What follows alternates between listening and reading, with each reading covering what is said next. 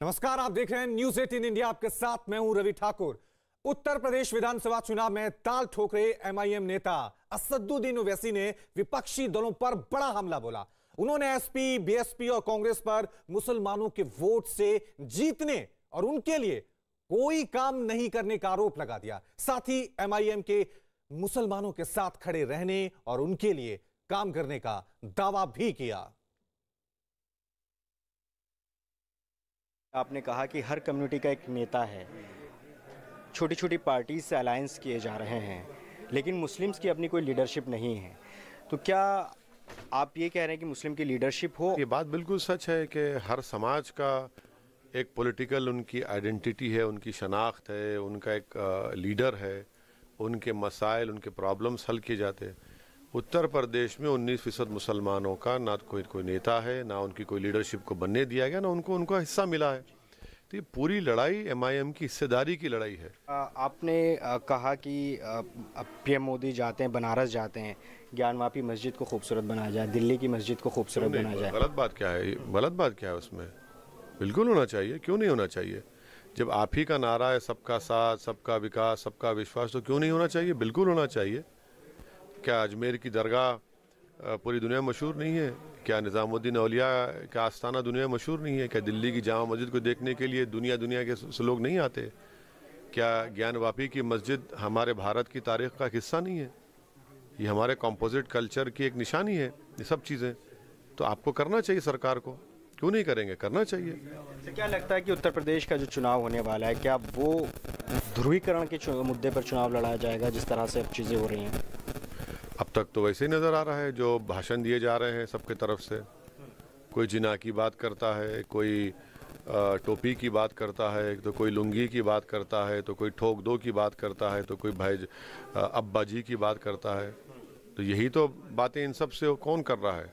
हम तो नहीं कर रहे हैं। हम तो खुला कह रहे हैं कि हम भारत की जमहूरियत में, पार्टिसिपेटिव फॉर्म ऑफ डेमोक्रेसी में मुसलमानों को उनका हिस्सा मिलना चाहिए। जब जमहूरियत मजबूत होगी। बीजेपी जो सरकार बनाती है वो मुसलमानों के वोट से नहीं, हिंदुओं के वोट से सरकार। आपने बहुत इसको खुलकर इस बात को कहा। मैं नहीं कह रहा हूँ।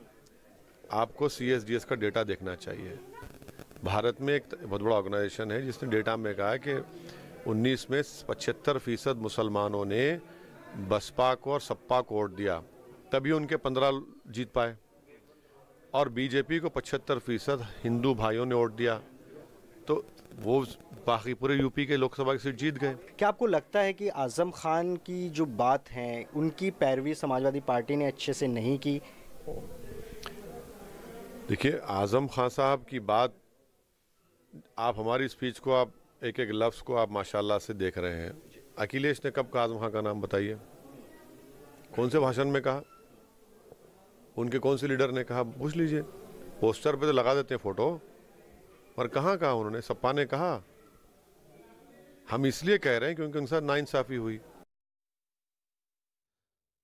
उत्तर प्रदेश विधानसभा चुनावों में यहां पर असदुद्दीन ओवैसी ने विपक्ष पर बड़ा हमला यहां पर बोला है। इस मुद्दे पर बातचीत करने के लिए हमारे साथ दो मेहमान बने हुए हैं। फखरुल हसन समाजवादी पार्टी से और राकेश त्रिपाठी बीजेपी से हमारे साथ बने हुए हैं। फखरुल हसन, सबसे पहले मैं आपका ही रुख करूंगा, क्योंकि ओवैसी कह रहे हैं कि आप वोट तो ले लेते हैं मुसलमानों का, लेकिन उनके लिए आपने कभी कोई काम नहीं किया, कोई स्टैंड नहीं लिया। देखिए, मैं उनको सुन रहा था। उन्होंने कहा कि आजम खान साहब के लिए हम लोग नहीं बोलते हैं, तो ये भूल जाते हैं कि कल आदरणीय राष्ट्रीय अध्यक्ष जी जब प्रेस से बात कर रहे थे तो उन्होंने कहा कि आजम खान साहब के साथ कैसे नाइंसाफी हुई। ये भूल जाते हैं कि समाजवादी पार्टी जब CA NRC का मुद्दा था, पूरे देश में आंदोलन हो रहे थे और उत्तर प्रदेश में आंदोलन हुए और कितने नौजवान जेल में गए, चाहे वो हिंदू रहे हो चाहे मुसलमान रहे हो। समाजवादी पार्टी ने उन परिवारों से मिले, उनकी आर्थिक मदद की, उनकी कानूनी मदद की। मैं पूछना चाहता हूँ, वो ऐसे जी जो सर्टिफिकेट बांटते फिर रहे हैं, मुसलमानों के नेता बनने की कोशिश कर रहे हैं, तो वो बताए कि उत्तर प्रदेश के किस परिवार से आप मिले थे, किसकी आर्थिक मदद करती थी, किसकी कानूनी मदद करती थी। केवल बोलने वाले तोते हैं ओवैसी साहब, जो बोलना जानते हैं, करना नहीं जानते हैं। जमीन पे कोई काम नहीं करते, केवल बोलते हैं और बोल के सस्ती लोकप्रियता के लिए वो इस तरीके के भाषण देते रहते हैं। मैं समझता हूँ कि समाजवादी पार्टी के राष्ट्रीय अध्यक्ष आदरणीय अखिलेश यादव जी लगातार सारे धर्मों के लोगों से, सारे वर्गों के लोगों से मिलते रहते हैं, वो चाहे हिंदू हो चाहे मुसलमान हो। इसलिए ये कहना कि मुस्लिम लीडरशिप समाजवादी पार्टी में नहीं है, हमें लगता है कि ओवैसी साहब को उनके सर्टिफिकेट की जरूरत न समाजवादी पार्टी को, न अन्य किसी दल को है। वो उत्तर प्रदेश में आए हैं, अपनी जमीन तलाश रहे हैं और उनको जमीन मिल नहीं रही है, क्योंकि ये उत्तर प्रदेश का चुनाव है वो सपा और भाजपा के बीच में सिमट के रह गया है। उनको जगह नहीं मिलनी, इसलिए उनकी छटपटाहट है ये। ठीक है, बीजेपी से राकेश त्रिपाठी भी हमारे साथ बने हुए। राकेश त्रिपाठी जी, समाजवादी पार्टी, कांग्रेस पार्टी सभी कह रहे हैं कि ये MIM तो आपकी बी पार्टी है, दूसरे नंबर की पार्टी, आपको फायदा पहुंचाती है। देखिए, जैसे जैसे विधानसभा चुनाव और नजदीक आता जाएगा, मुसलमान वोटों के लिए सिर्फ उटव्वल इन विपक्षी दलों के भीतर और बढ़ती जाएगी। देखिए, बहुत लंबे समय तक ये खेल विपक्ष खेलता रहा है कि मुसलमानों को कैसे डराया जा सके, भारतीय जनता पार्टी के खिलाफ भड़काया जा सके और उनको एक वोट बैंक बना करके अपना बैंक बैलेंस बढ़ाया जा सके, कैसे सत्ता प्राप्त की जा सके। लेकिन किसी ने भी मुसलमानों की बेहतरी के लिए नहीं सोचा। लेकिन भारतीय जनता पार्टी की जब से सरकार केंद्र में नरेंद्र मोदी जी के नेतृत्व में बनी, हमने इनके सारे जितने मुगालते इन्होंने पैदा करने की कोशिश की थी, जितने बहलाने का इन्होंने प्रयास किया था, उन सबके भ्रमों को तोड़ते हुए भारतीय जनता पार्टी की सरकार ने लगातार मुसलमानों की बेहतरी के लिए काम किया है। आज उत्तर प्रदेश में मैं केवल अगर जिक्र करूं तो 43 लाख मकान, 43 लाख मकान आज उत्तर प्रदेश में प्रधानमंत्री आवास योजना के तहत बने हैं, जिससे 27% हिस्सेदारी मुसलमानों की है। यानी आबादी से ज्यादा जो हिस्सेदारी है उससे ज्यादा उनके आवास बने हैं, क्योंकि वास्तविकता में उनकी गुर्बत दूर करने के लिए, उनकी गरीबी दूर करने के लिए, उनके लिए विकास की योजनाओं को लाने के लिए किसी सरकारों ने काम नहीं किया, भारतीय जनता पार्टी ने काम किया है। इसलिए सबका साथ, सबका विकास, सबका विश्वास और सबका प्रयास ये केवल नारा नहीं दिया है, बल्कि हमने इसको लागू करके दिखाया है। आज असदुद्दीन ओवैसी जिस तरह की लगातार भड़काऊ बातें कर रहे हैं, विभाजन की रेखाएं खींचने का प्रयास कर रहे हैं, हम अपेक्षा करते हैं कि भारत का निर्वाचन आयोग इनका संज्ञान ले, क्योंकि जिस तरह से मजहब के आधार पर ये ध्रुवीकरण करने की कोशिश कर रहे हैं, ऐसा प्रयास मायावती जी भी करती रही है, मुलायम सिंह यादव जी भी करते रहे, अखिलेश यादव जी भी करते रहे, और चुनाव आयोग ने समय समय पर ऐसे लोगों पर बोलने पर प्रतिबंध भी लगाया है। लेकिन अभी चूंकि मॉडल कोड ऑफ कंडक्ट लागू नहीं हुआ है, इसलिए लगातार इस तरह के बयानबाजी दिखाई पड़ रही है। और ऐसे कई बयान, कई बार मर्यादाओं को ताक पर रखते हुए, कई बार समाज को विभाजन करने के लिए, समाज के सांप्रदायिक सद्भाव को बिगाड़ने के लिए किए जाते हैं। ये दुर्भाग्यपूर्ण होता है। और चलिए, इस बहस में हमारे साथ MIM के नेता असीम वकार भी जुड़ गए हैं, उनका मैं सीधा रुख करूंगा। वकार साहब, कांग्रेस समाजवादी पार्टी आप पे आरोप लगा रही है कि आप तो बीजेपी की बी पार्टी हैं, वहीं दूसरी तरफ समाजवादी पार्टी आप पे आरोप लगा रही है तो आप तो उत्तर प्रदेश में अपनी जमीन तैयार करने में लगे हैं, आपका कोई अस्तित्व वहां पर नहीं है। साहब, मैं उत्तर प्रदेश में पैदा हुआ, इसी मिट्टी में खेल कर बड़ा हुआ और अभी तक कहीं और गया ही नहीं हूं। मैं उत्तर प्रदेश में रहता था, रहता हूं और रहता रहूंगा। जब मेरी जमीन उत्तर प्रदेश है तो जमीन तैयार भी यहीं करूंगा, यहीं मकान बनाऊंगा, यही कारोबार करूंगा, यही पॉलिटिक्स करूंगा और यही हुकूमत में हिस्सेदारी भी लूंगा। जिसको जो कहना हो कहता रहे, कोई फर्क पड़ने वाला नहीं है। लेकिन हम अपने मार्ग से, अपनी राह से बिल्कुल भी डिगेंगे नहीं, वो चलते रहेंगे। लेकिन जो वोट समाजवादी पार्टी का है वो दावा ठोक रहे हैं, आप उसको कैसे अपनी तरफ साधेंगे, ये भी तो बड़ा सवाल है ना। देखिए, समाजवादी पार्टी हो या बहुजन समाज पार्टी हो या कांग्रेस पार्टी हो, पहले तो इनसे आपको ये पूछना चाहिए कि इन्हीं ने कौन सा ऐसा काम किया है जो हम इनको वोट दें। इनसे पूछिए आप, 2019 के चुनाव में जो इनका घर का वोट था यादव, वो भी बीजेपी में चला गया। 2019 में मजलिसे, सुनिए आप उनका जवाब ले लेता हूं। हसन साहब यही कह रहे हैं कि वोट तो आप ले लेते हैं लेकिन काम नहीं करते हैं आप मुस्लिमों के लिए। देखिए, आसिम भाई बहुत पुराने समाजवादी रहे हैं, अब वो IM में चले गए हैं। मैं उनसे पूछना चाहता हूं कि जब CA/NRC का आंदोलन चल रहा था, वो भी थे, वो भी देख रहे थे, वो भी लखनऊ रहते हैं। आप बताइए कि आपके नेता उत्तर प्रदेश में किस पीड़ित परिवार के से मिलने चले गए, किसकी आर्थिक मदद कर दी, किसकी कानूनी मदद कर दी? आप क्या केवल केवल वोट देने के लिए उत्तर प्रदेश में चुनाव लड़ना चाहते हैं? जब आपको जरूरत थी आपकी, तब आप कहीं नजर नहीं आते हैं। आप केवल बोलते हैं, आप बोल के किसको फायदा पहुंचाना चाहते हैं? आप केवल मुसलमान करते हैं, मुसलमान करके आप किसको फायदा पहुंचाना चाहते हैं? आपको ये भी बताना चाहिए। आप पूछ रहे हैं कि मुसलमानों के लिए समाजवादी पार्टी ने क्या किया, तो हम बताना शुरू करेंगे तो ये जो पूरी डिबेट है ये खत्म हो जाएगी कि क्या किया ठीक है, जवाब ले लेता हूं। वकार साहब जवाब दीजिए, केवल वकार साहब जवाब दीजिए कि आप सिर्फ मुसलमान करते हैं, सिर्फ वोट चाहिए आपको और कुछ नहीं। हाँ, बहुत अच्छी बात है, बहुत अच्छी बात। देखिए, चांद साहब ने बहुत अच्छी बात की, फखरुल साहब ने। हमारे दोस्त भी हैं, हमारे भाई भी हैं, सभी हमारे भाई हैं, और ये तो हमारे खास भाई हैं। मैं ये कह रहा हूँ कि अगर मुसलमानों से आपको हमदर्दी है और मुसलमान की बात करते हैं, तो जितनी इधर रैलियां हो रही हैं, यात्राएं हो रही हैं बस पर, सारे जातियों के लोग दिख रहे हैं अखिलेश जी के साथ। मुझे एक फोटो दिखा दीजिए जिसमें हाथ से हाथ पकड़कर अखिलेश जी किसी मुसलमान को लेकर अपने रथ पे चल रहे हो। एक नाम बता दीजिए, मैं मान जाऊंगा कि आप मुसलमानों की इज्जत करते हैं और उनका एहतराम करते हैं। क्यों मुसलमान वोट दे आपको? आप नाम लेने से घबराते हैं और आप कह रहे हैं कि आप गिनाना शुरू करेंगे। बिल्कुल गिनाइए, आप दिन भर नहीं 2 दिन गिनाइएगा, मैं 2 दिन सुनूंगा आपकी बात। गिनाइए तो आप 10 काम गिनाइए मुसलमानों के लिए। ठीक है, राकेश त्रिपाठी जी भी हमारे साथ बने हुए हैं बीजेपी से। राकेश त्रिपाठी जी, आपका रिएक्शन भी लेना चाहूंगा। पिछली बार क्योंकि आप सबका साथ सबका विश्वास नारा तो देते हैं, लेकिन क्या इस बार किसी मुस्लिम को आपकी तरफ से टिकट मिलेगा उत्तर प्रदेश विधानसभा चुनावों में? देखिए, Bharatiya Janata party ticket winnability के आधार पर देती है। अगर कोई भी मुस्लिम आवेदन करेगा तो भारतीय जनता पार्टी का नेतृत्व तो जरूर विचार। तो पूर्ण बात कहूंगा, देखिए उसमें समाजवादी पार्टी की सरकार हो या बहुजन समाज पार्टी की सरकार हो, उत्तर प्रदेश की कानून व्यवस्था जब बिगड़ा करती थी तो इससे नुकसान मुसलमानों को भी होता, हिंदुओं को भी होता था, अगड़ों को भी होता था, पिछड़ों को भी होता था। क्योंकि महत्वपूर्ण यह है कि आज हमने जिस तरह से कानून का राज उत्तर करने का काम किया है, उससे आज सबको फायदा हुआ है। उससे आज कोई जाति मजहब परे नहीं है। आज उत्तर प्रदेश में 1 करोड़ 61 लाख घरों में अगर सौभाग्य योजना के तहत हमने बिजली कनेक्शन पहुंचाने का काम किया है, तो उसमें हिंदू, मुसलमान, अगड़ा, पिछड़ा, दलित, मुस्लिम, हमने किसी प्रकार का कोई भेद करने का काम नहीं किया है। आज हमने सबका साथ सबका विकास करने का काम किया है। दुर्भाग्य यह है कि Samajwadi party, Bahujan Samaj party, AIMIM, ये तमाम राजनीतिक दल, कांग्रेस पार्टी, ये मुसलमानों को लुभाने के लिए तरह तरह की योजनाएं बताते हैं। ये तो वो लोग हैं जिन्होंने जिंदा तो जिंदा मुर्दों के साथ में भी हिंदू और मुसलमान करने का काम किया। कब्रिस्तान की 4 दीवारी बनाने का काम समाजवादी पार्टी ने किया और शमशान को उपेक्षित करने का काम किया। आज भारतीय जनता पार्टी की सरकार आने के बाद हमने सबकी बेहतरी के लिए काम किया है। उत्तर प्रदेश के 75 जिलों में आज जब मेडिकल कॉलेज हम बना रहे हैं, तो इन मेडिकल कॉलेजेस में इलाज सबका होगा। अगर आज एम्स बन रहा है गोरखपुर में, तो उस एम्स में दलित हो या मुस्लिम हो, सब इलाज होने वाला है। किसी को उस पर छोड़ने वाले नहीं है, किसी को एक्सक्लूड करने वाले नहीं है। टिकट देंगे ना आप, चलने वाले हैं। आप किसी मुसलमान विधायक को बनाएंगे ना, टिकट देंगे ना, क्योंकि पिछली बार आपने किसी को टिकट नहीं दिया था। रिप्रेजेंटेशन तो देंगे ना उस वर्ग को।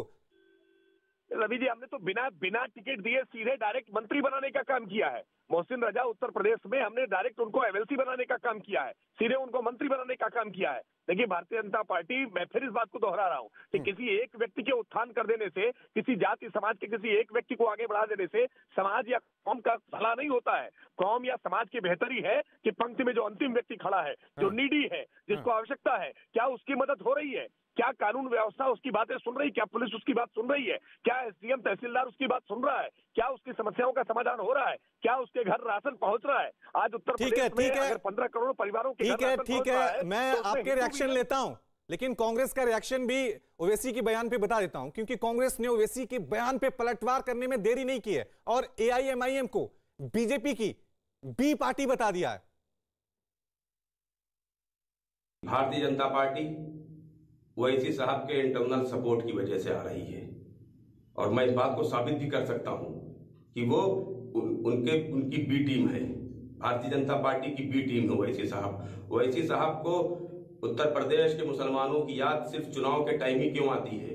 2017 में चुनाव लड़के गए, उसके बाद से अभी तक के लापता थे, अब आखिरी टाइम पे 2 महीने से लगातार आ रहे हैं। ये मुसलमानों को सिर्फ बरगला रहे हैं, जब उत्तर प्रदेश का मुसलमान इनके बहकावे में आने वाला नहीं है। तो वकार साहब, आपने सुना होगा कांग्रेस साफ तौर से कह रही है कि जब चुनाव आते हैं तभी ओवैसी जी बिहार पहुंच जाते हैं, उत्तर प्रदेश पहुंच जाते हैं। आपको पहले क्यों याद नहीं आती मुसलमानों की? नहीं, पहले तो जवाब ये दे दूं कि कांग्रेस कह रही है कि बीजेपी की सरकार हमारी वजह से आती है। असल में सच्चाई ये है कि भारतीय जनता पार्टी कांग्रेस की, राहुल गांधी की नाकाबिलियत की वजह से जीत रही है। ये नाकाबिल लोग हैं, ये मुकाबला नहीं कर पा रहे हैं। 2019 में राहुल गांधी अपना चुनाव हार जाते हैं। वो जो नेताजी बयान भाषण दे रहे थे, उनसे पूछिए कि अमेठी में कौन सा एमआईएम कैंडिडेट लड़ा। अमेठी में तो आज तक ओवैसी साहब गए नहीं, मैं भी नहीं गया, आसिम वकार भी नहीं गए, हमारी पार्टी का कोई नेता नहीं गया, किसी ने राहुल गांधी के खिलाफ बयान नहीं दिया कि आप इनको हरा दीजिए। लेकिन कैसे वकार साहब, आप ये मानेंगे ना, पूछ रहा हूँ वकार साहब, आप ये मानेंगे ना कि बिहार में आपकी वजह से बीजेपी को फायदा तो हुआ था ना? सुनिए सर, पहले बात सुन लीजिए। और अगर उनको ये लगता है कि राहुल गांधी उत्तर प्रदेश छोड़कर भाग गए हैं ओवैसी साहब की वजह से, तब तो भी साहब अल्लाह का शुक्र है कि हमारी ताकत बहुत बढ़ गई कि हमने राहुल गांधी को भगा दिया। अगर वो ये मानते हैं कि हमारी वजह से राहुल गांधी को भागना पड़ा, उत्तर प्रदेश से भागना पड़ा, तो हकीकत में फिर अगर वो मेरी ताकत मानते हैं, हमारी ताकत मानते हैं, उनका शुक्रिया। हमारी ताकत इतनी तो बढ़ी कि हमने उनको भगाया। आप काम कीजिए, अकल से काम कीजिए, बदअकली के प्लान मत बनाइए। आपकी स्पीचेस में एक ताकत होना चाहिए, एक जज्बा होना चाहिए, तब आप जीतेंगे। आप किसी को एजेंट वेजेंट बनाकर आप नहीं जीत सकते। अपनी अकल का जो आपको इस्तेमाल करना था, कांग्रेस वालों ने अकल का इस्तेमाल कर लिया। लेकिन देखिए वकार साहब, हमारे साथ फखरुल हसन साहब भी बने हुए हैं, उनको भी मैं एक बार फिर चर्चा में शामिल कर रहा हूं। हसन साहब, लेकिन अगर मुसलमानों का वोट आप में बढ़ता है, एमआईएम में बढ़ता है, तो सीधा फायदा तो बीजेपी को होगा ना इससे? देखिए, उत्तर प्रदेश में कहीं कोई वोट बंटने नहीं जा रहा है, क्योंकि आदरणीय अखिलेश यादव जी लगातार रथ यात्रा के माध्यम से लोगों को जोड़ने का काम कर रहे हैं। वह अभी हमारे भाई बोल रहे थे कि कोई मुस्लिम उनको नजर नहीं आ रहा है रथ यात्रा में।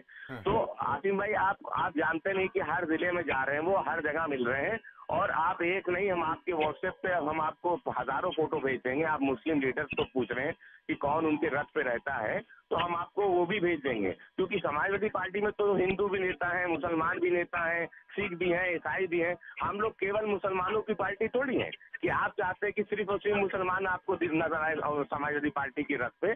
तो हम तो हिंदू भी नजर आएगा आपको, मुसलमान भी नजर आएगा, सिख भी नजर आएगा, ईसाई भी नजर आएगा।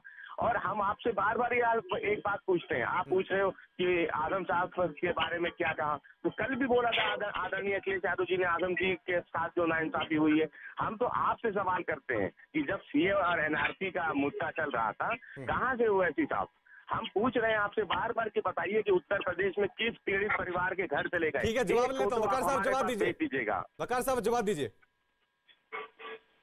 ये सीए एनआरसी में ऑल इंडिया मजलिस इत्तेहादुल मुस्लिमीन के करीब 12 लोग ऐसे हैं जिन पर मुकदमे चल रहे हैं। हमारा जो नगर का अध्यक्ष था मजलिस इत्तेहादुल मुस्लिमीन का, वो भी जेल गया, उस पर भी मुकदमे हैं। हमारा जो जिले का अध्यक्ष था उस पर भी मुकदमे लगे, वो भी जेल गया। हमारा जो जिले का जनरल सेक्रेटरी था उस पर भी मुकदमे लगे, जेल गया। हमारे जो नगर के 7-8 पदाधिकारी ऐसे थे जो जेल गए और 6-6 महीने रहकर आए। अब इनको नहीं पता, अब इनकी नजर में वो मुसलमान नहीं है। आपको पूछ रहा हूँ किससे मिले। मैं आपसे ये नहीं पूछ रहा हूँ कि आपकी पार्टी ने क्या किया। मैं ये पूछ रहा हूँ कि किस, आप तो पार्टी की बात बता रहे कि आपके पदाधिकारियों ने क्या किया। मैं ये पूछ रहा हूँ कि ओवैसी साहब किस उत्तर प्रदेश की किस गरीब जनता के पास चले गए जो सीए एनआरसी में पीड़ित थे, जिनको आर्थिक मदद की जरूरत थी, जिनको कानूनी मदद की जरूरत थी। हम तो आपको दिखा देंगे 50 फोटो जिसमें आदरणीय अखिलेश यादव जी उन पीड़ित परिवारों से मिलने उनके परिवार के पास गए। आपको ये फोटो तुम दिखा दीजिए। सुनिए, देखिए, मजलिस इत्तेहादुल मुस्लिमीन अल्ताफ के घर गई, लेकिन वह अखिलेश जी सिर्फ गुप्ता जी के घर गए, 21 लाख रुपए का चेक देकर आए। कानपुर में, उन्नाव में फैसल की हत्या होती है पुलिस के द्वारा, तो वहां मजलिस इत्तेहादुल मुस्लिमीन जाती है। उसके लिए तो अखिलेश जी ने बयान तक नहीं दिया, एक अल्फाज फैसल का नाम भी नहीं लिया, और उन्नाव क्रॉस करके कानपुर चले गए। ठीक है वकार साहब, हसन साहब, जिस तरह से आप आप दोनों में ये बयानबाजी का दौर चल रहा है, उससे मुझे लग रहा है राकेश त्रिपाठी जी ज्यादा खुश हैं। लेकिन बड़ा सवाल यही है कि क्या उत्तर प्रदेश में इस बार जो चुनाव होंगे वो ध्रुवीकरण की राजनीति पे होंगे? मुस्लिम कार्ड, हिंदू कार्ड, विकास, रोजगार, महंगाई, क्या मुद्दा होगा? ये देखने वाली बात होगी। बहुत बहुत शुक्रिया हमारे साथ बातचीत करने के लिए आप सभी मेहमानों का। चलिए खबरों में आगे बढ़ते हैं और बात करते हैं पंजाब की सियासत की। पंजाब में ड्रग्स एक बड़ी समस्या रही है। हर विधानसभा चुनाव में ड्रग्स बड़ा चुनावी मुद्दा रहा, लेकिन इस बार भारत पाकिस्तान सीमा पर मौजूद तरन तारन जिले के 11 गांव के लिए इस बार ड्रग्स कोई चुनावी मुद्दा नहीं है। वो इसलिए क्योंकि जिले में पड़ने वाले मनावा, कलंजर, दाऊदपुरा, कालिया, मस्तगढ़ समेत 11 गांवों को नशा मुक्त घोषित कर दिया गया है। अब इन गांवों के लिए चुनावी मुद्दा ड्रग्स की जगह रोजगार, बिजली, पानी और सड़क है, जबकि पिछले चुनावों में ड्रग्स बड़ा चुनावी मुद्दा था।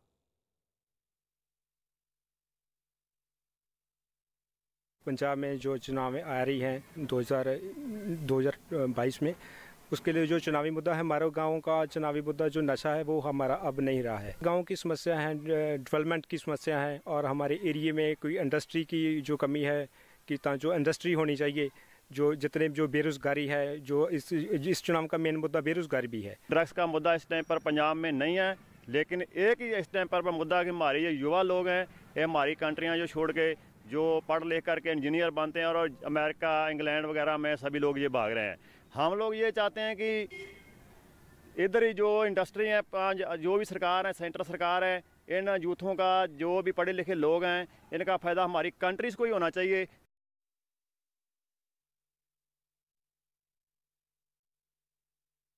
उत्तर प्रदेश का शाहजहांपुर जिला अपने कालीन उद्योग के लिए मशहूर रहा है। कालीन कारोबार से लाखों लोगों का रोजगार जुड़ा था, लेकिन कोरोना महामारी की वजह से अब कालीन उद्योग की कमर टूट चुकी है। आलम यह है कि यहां के बुनकर मजदूरी करने के लिए मजबूर हैं। 2 साल पहले तक शाहजहांपुर में करीब हर घर में कालीन बनाई जाती थी। यह कारोबार देश ही नहीं बल्कि विदेशों तक फैला था, लेकिन कोरोना की वजह से पूरा कारोबार चौपट हो गया है। लॉकडाउन लगने की वजह से सूत और ऊन जैसे कच्चे माल की आपूर्ति बंद हो गई। नतीजा यह हुआ कि कालीन बनाने वाली फैक्ट्रियां बंद पड़ गईं और फिर दोबारा शुरू नहीं हो पाई। उत्तर प्रदेश के शाहजहांपुर में किसी समय में हजारों लोगों का परिवार चलता था, और परिवार चलाने के पीछे सबसे बड़ा रोजगार का एक बड़ा जो जरिया था वो था कालीन। लगभग हर घर में कालीन बनता था, लेकिन धीरे धीरे काम मिलना बंद हुआ, और खास करके कोरोना के समय में, लॉकडाउन के समय में पूरी तरीके से कारोबार इनका चौपट हो चुका है। जो लोग कालीन के कारोबार थे, पुश्तैनी कारोबारी थे, उनके जो कारोबार है कई पीढ़ियों से करते हुए चले आ रहे थे, लेकिन अब ये इस समय मजदूरी करने के लिए मजबूर हैं क्योंकि काम बंद हो चुका है। क्या नाम है आपका? मोहम्मद शरीफ। शरीफ, बताइए कि कितने साल से आप लोग कालीन का कारोबार करते? जी, मेरे वालिद करा करते थे, ये करीब 70 से 1970 से किया करते थे। उसके बाद में फिर जो है मेरे बड़े भाई थे, वो पैदा हुए, वो बड़े हुए तो 8-10 साल की उम्र से वो बैठ गए इस पर, वो लिए चलते रहे इस काम को। अब करीब 40 साल से हम जो है इसे चला रहे हैं। अब क्या काम करते हैं आप? अब हम लेबरी कर रहे हैं, पुताई मिल जाती कर लेते हैं, ठेला चला लेते हैं, जो मिलता है वो कर लेते हैं मजदूरी में। इसकी वजह क्या है? वजह यह है कि जब काम कच्चा नहीं मिलेगा और बिकेगा नहीं हमारा, कोई मतलब सरकार ध्यान ही नहीं दे रही इस पे। कहती तो है लेकिन ध्यान नहीं कुछ दे रही है, तो अब हम क्या करें, मजदूरी तो करना ही है हमको। वहीं यूपी का फर्रुखाबाद जिला कपड़ों पर रंगाई करने वाले कारखानों के लिए मशहूर है, लेकिन अब इस जिले पर पहचान का संकट गहराने लगा है। वहां के कारीगरों का आरोप है कि सरकारी सुविधाओं के अभाव की वजह से उद्योग धंधे दूसरे शहरों में चले गए हैं, जिसकी वजह से वहां रोजगार का संकट खड़ा हो गया है। इस मुद्दे पर समाजवादी पार्टी और बीजेपी आमने सामने आ गए। समाजवादी पार्टी ने इसके लिए बीजेपी को जिम्मेदार ठहराया, तो वहीं बीजेपी ने फर्रुखाबाद की स्थिति के लिए राज्य की पिछली सरकारों पर ठीकरा फोड़ दिया।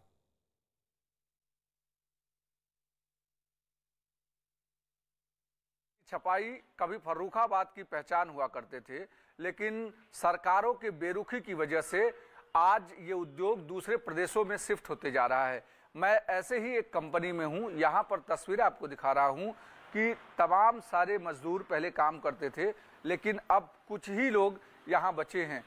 कभी इस पूरे उद्योग धंधे में फर्रुखाबाद का नाम होता था और साथ ही साथ पूरे देश भर में इस तरीके की छपाई के लिए फर्रुखाबाद जाना जाता था, लेकिन अब दूसरे प्रदेशों में शिफ्ट होने के कारण यहाँ पर रोजगार का भी एक बड़ा संकट खड़ा हो गया है। और आने वाली विधानसभा में सरकारों की इस बेरुखी की भी लोग तहकीकात करेंगे, लोग पूछेंगे सवाल कि आखिर ये छपाई उद्योग आखिर इतना कम कैसे हो गया, और यहाँ पर जो रोजगार का संकट खड़ा हुआ है उसमें एक बेहद महत्वपूर्ण मुद्दा बनने जा रहा है।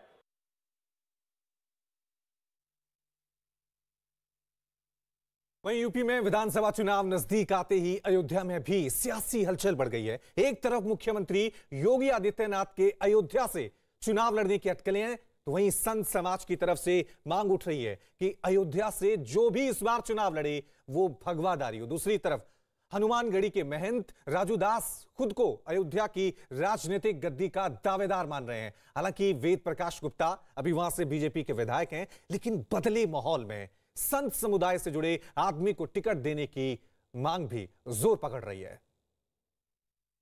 क्या छोटे क्या बड़े, संत के शरण में सब एक है। इसके नाते लोगों की जो मांग है, जो लोगों की इच्छा है कि अयोध्या से कोई संत ही लड़े, तो लड़ाना भी चाहिए और लड़ना भी चाहिए। जैसा नगर निगम का मैं चुनाव लड़ा था, किसी कारण से टिकट नहीं मिला, लेकिन मैं धन्यवाद दूंगा माननीय उत्तर प्रदेश यशस्वी मुख्यमंत्री योगी आदित्यनाथ जी महाराज को, जिनके नेतृत्व में काम करने का हमको अवसर प्राप्त हुआ। अगर संगठन की इच्छा होगी तो उसमें हम लोग पीछे हटने वाले नहीं हैं, उसमें किसी भी प्रकार की कोई दिक्कत नहीं है। वहीं कोलकाता नगर निगम चुनाव के लिए सुबह 7 बजे से मतदान शुरू हो चुका है, जो शाम 5 बजे तक जारी रहेगा। मतदान केंद्रों पर लोगों की लंबी कतारें लगी हैं। राज्य चुनाव आयोग ने निगम के 144 वार्डों के पार्षदों के चुनाव के लिए मतदान शांतिपूर्ण और निष्पक्ष कराने की चाक चौबंद व्यवस्था की है। वोटिंग को देखते हुए पूरे कोलकाता और आसपास के शहरों में सुरक्षा की कड़ी व्यवस्था की गई है। मतदान केंद्रों के बाहर पुलिस की सख्त पहरेदारी है। करीब 41 लाख मतदाता 950 प्रत्याशियों के भाग्य का फैसला करेंगे। राज्य की सत्ता पर काबिज टीएमसी के 6 विधायक और 1 सांसद भी चुनावी मैदान में है। इनमें राज्य के परिवहन मंत्री फिरहाद हकीम, अतीन घोष, परेश पॉल, पूर्व मेयर शोभन चटर्जी की पत्नी रत्नी चटर्जी, देवाशीष कुमार, देवव्रत मजूमदार और सांसद माला रॉय शामिल हैं। कोलकाता नगर निगम चुनाव में टीएमसी और बीजेपी के बीच मुकाबला। इस बीच बीजेपी नेता अमित मालवीय ने टीएमसी के कार्यकर्ताओं पर चुनाव में गड़बड़ी करने का आरोप लगाया है। अमित मालवीय ने ट्वीट करते हुए एक वीडियो जारी करते हुए यह आरोप लगाया कि कोर्ट ने सभी मतदान केंद्रों पर सीसीटीवी कैमरे लगाने का आदेश दिया, लेकिन टीएमसी के लोगों ने उन पर स्टिकर चिपका दिया है, जो कोर्ट के आदेश का उल्लंघन है। अमित मालवीय ने यह भी सवाल उठाया कि धांधली रोकने के लिए पश्चिम बंगाल राज्य चुनाव आयोग क्या कर रहा है। चलिए इस खबर पर और ज्यादा जानकारी के लिए सीधा रुख करते हैं मेरी सहयोगी आशिका का। आशिका, वीडियो सामने आया है और साफ दिख रहा है कि कोई सीसीटीवी कैमरे पे स्टिकर लगा रहा है, और क्या जानकारी मिल पाई है? देखिए, लगातार बीजेपी की तरफ से यही आरोप लगाया जा रहा है टीएमसी के ऊपर कि जहां भी सीसीटीवी कैमरे हैं, टीएमसी की तरफ से कोशिश की जा रही है उन पर स्टिकर लगाने का। साथ ही साथ आरोप ये भी बीजेपी की तरफ से लग रहे हैं कि उनके जो पोलिंग एजेंट है उनको बैठने नहीं दिया जा रहा है। और बीजेपी की नेता मीना देवी पुरोहित है, उन्होंने ये भी आरोप लगाया कि धारा 144 होने के बावजूद वहां पर बड़ी संख्या में टीएमसी के कार्यकर्ता मौजूद हैं, नारेबाजी कर रहे हैं, लेकिन पुलिस इस पर कोई कार्रवाई नहीं कर रही है। और लगातार जब से वोटिंग शुरू हुई है रवि, तब से बीजेपी की तरफ से जगह जगह से उनके पोलिंग एजेंट को बैठ किया जा रहा है, ये शिकायतें आ रही हैं। साफ तौर से जब भी बीजेपी और टीएमसी आमने सामने होती हैं तो आरोप और प्रत्यारोप का दौर जो है वो शुरू हो जाता है। वहीं इसके बाद बीजेपी नेता अमित मालवीय ने राज्य चुनाव आयोग की अधिसूचना भी ट्वीट की है। ट्वीट में उन्होंने लिखा कि चुनाव के एक दिन पहले यानी 18 दिसंबर 2021 को राज्य चुनाव आयोग ने एक अधिसूचना जारी की थी, जिसमें Z+ सुरक्षा प्राप्त लोगों को बूथ के अंदर सशस्त्र सुरक्षा कर्मियों को ले जाने की अनुमति दी गई। लेकिन 26 नवंबर 2021 के आदेश में ऐसा कोई उल्लेख नहीं है। इस बीच कोलकाता के बाग बाजार इलाके में मौजूद एक पोलिंग बूथ पर हंगामा हो गया। इस दौरान टीएमसी प्रत्याशी के कार्यकर्ता और एक निर्दलीय उम्मीदवार के बीच जमकर हाथापाई भी हुई। हंगामा तब हुआ जब वहां एक निर्दलीय प्रत्याशी खुद ही अपना एजेंट बनकर पोलिंग बूथ पर बैठ गया, जिसका टीएमसी उम्मीदवार के समर्थक ने विरोध किया। पहले दोनों के बीच कहासुनी हुई, फिर दोनों के बीच हाथापाई भी शुरू हो गई। तस्वीरें आप देख सकते हैं किस तरह से टीएमसी और निर्दलीय विधायक के कार्यकर्ताओं के बीच वहां जमकर हाथापाई हो रही है।